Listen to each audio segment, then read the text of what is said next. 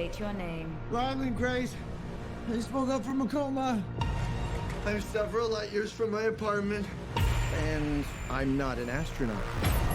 Project Hail Mary was a film I was quite excited about because we had Phil Lord and Chris Miller directing. The directing duo who made the Han Solo movie, some of the Lego Batman movies, and they were also involved in the Spider-Verse movies, Into the Spider-Verse. Now they're back with Project Hail Mary, starring Ryan Gosling. Ryan Gosling, who I kind of always appreciated, ever since he was in a young Hercules. Since then, he has grown into one of the best male actors working today, and he always gives out a good performance.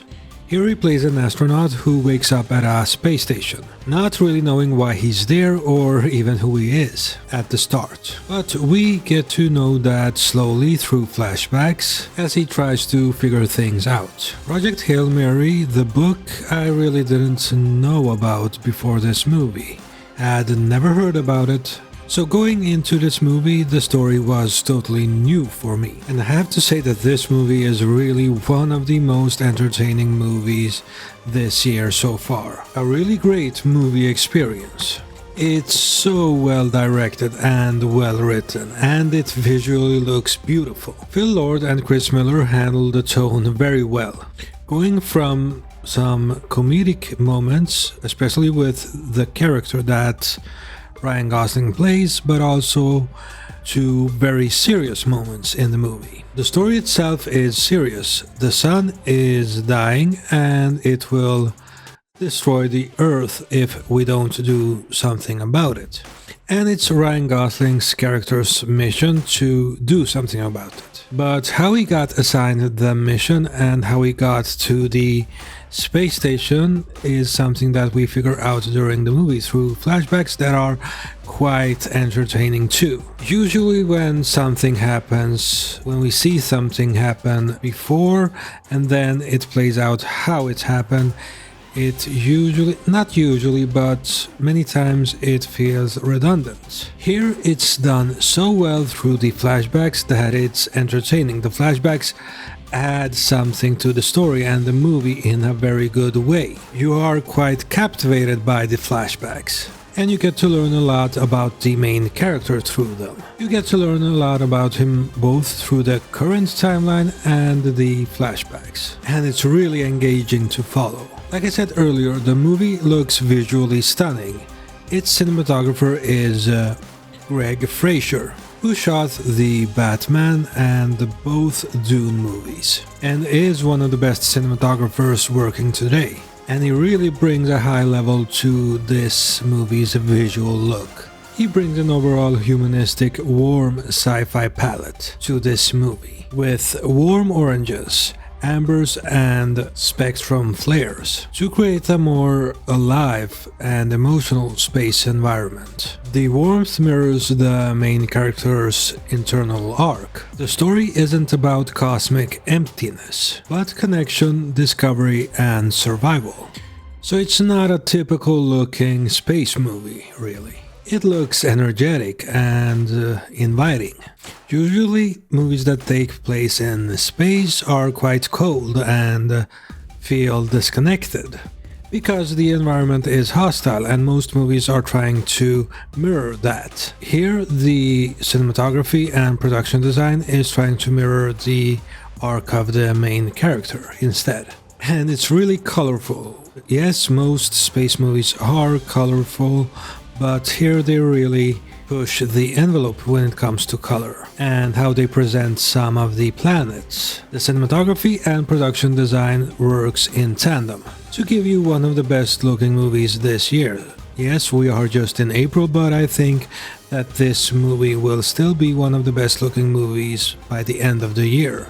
It's worth seeing just because of that, but it has a good story too. I won't go into spoilers, but it is a story that you have to be engaged in, and it is engaging. Its themes are really well developed, and the main character, he is interesting. He gets thrown into this space station, he wakes up, he doesn't know why he's there, who he is really, And we get to see him discover that by his own and through the flashbacks. And the flashbacks show us something that is quite interesting for this kind of movie, something quite dark for this kind of movie too. But you understand why the characters are doing it and the situation that the whole world is in.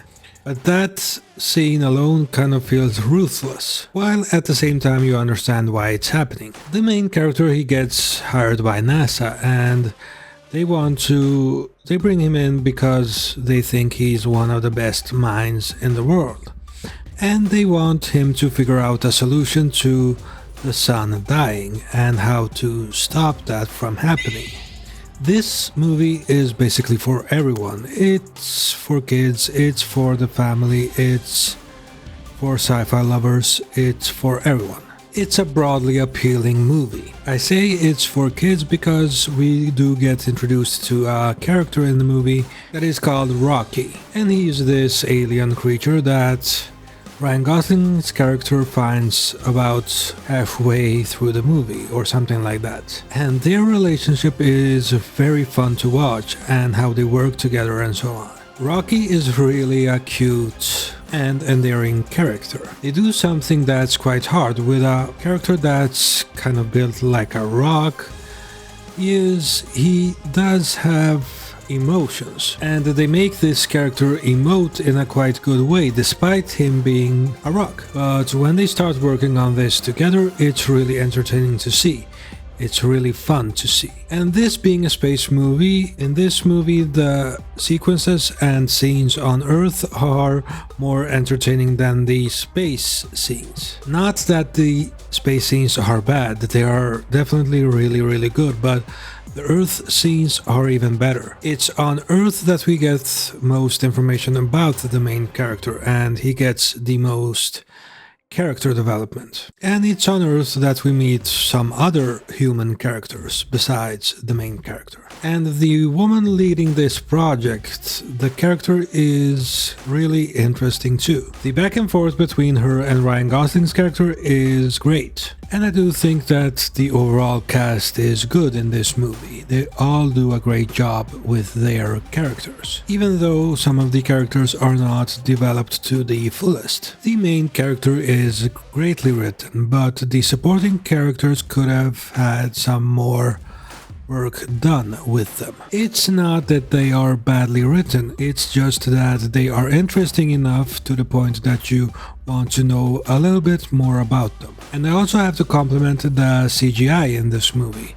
Usually movies that take place in space, they kind of focus on making the action look great and the environments look otherworldly. But here it's kind of grounded, not grounded like in Interstellar, but grounded enough, even though you get some fantastical visual elements.